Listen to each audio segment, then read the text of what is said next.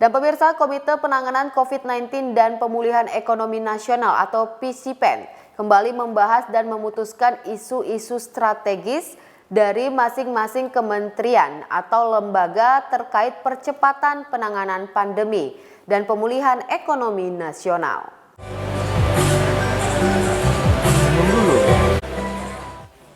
Menteri Koordinator Bidang Perekonomian Erlangga Hartarto usai memimpin sesi panel Rapat Koordinasi Pimpinan atau Rakorpim Komite PCPEN di kawasan wisata Lagoy Bintan beberapa waktu yang lalu mengungkapkan, penyerapan anggaran PCPEN menunjukkan tren positif hingga minggu ini sudah mendapat 40%.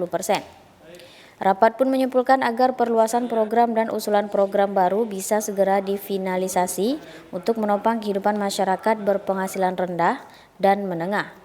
Realokasi anggaran ke program lain yang tingkat penyerapannya lebih lancar juga akan terus didorong. Penggunaan anggaran harus tepat sasaran, efektif, dan efisien.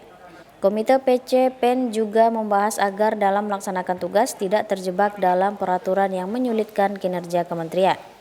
Tidak perlu takut mengeksekusi program selama proses penganggaran telah sesuai prosedur dan mengikuti peraturan perundang-undangan yang berlaku.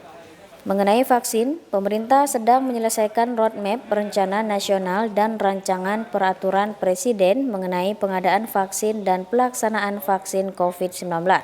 Kementerian Kesehatan menargetkan pengadaan vaksin akan sesuai target waktu pada akhir tahun 2020 sudah tersedia dan mulai didistribusikan pada awal tahun 2021.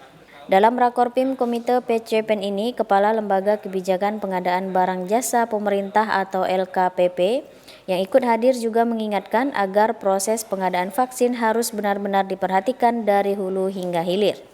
Sementara Menteri Dalam Negeri menitik beratkan tentang kesiapan pilkada di akhir tahun 2020 nanti, koordinasi dengan semua pemangku kepentingan secara nasional diperlukan agar penyelenggaraan pesta demokrasi berlangsung aman dan menjaga kepatuhan dalam penerapan protokol kesehatan.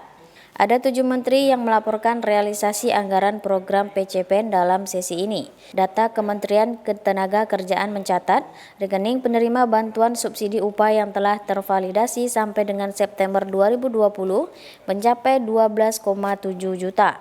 Program PEN Kementerian Sosial juga berjalan dengan baik, yaitu telah terrealisasi sebesar 91,4 triliun rupiah, atau 71% dari total anggaran 128,2 triliun rupiah. Sementara program dukungan UMKM sudah terrealisasi sebesar 64,5% dari pagu atau sebesar 22,6 triliun rupiah. Ajun Tim Liputan TV Kepri dari Kabupaten Bintan mengabarkan.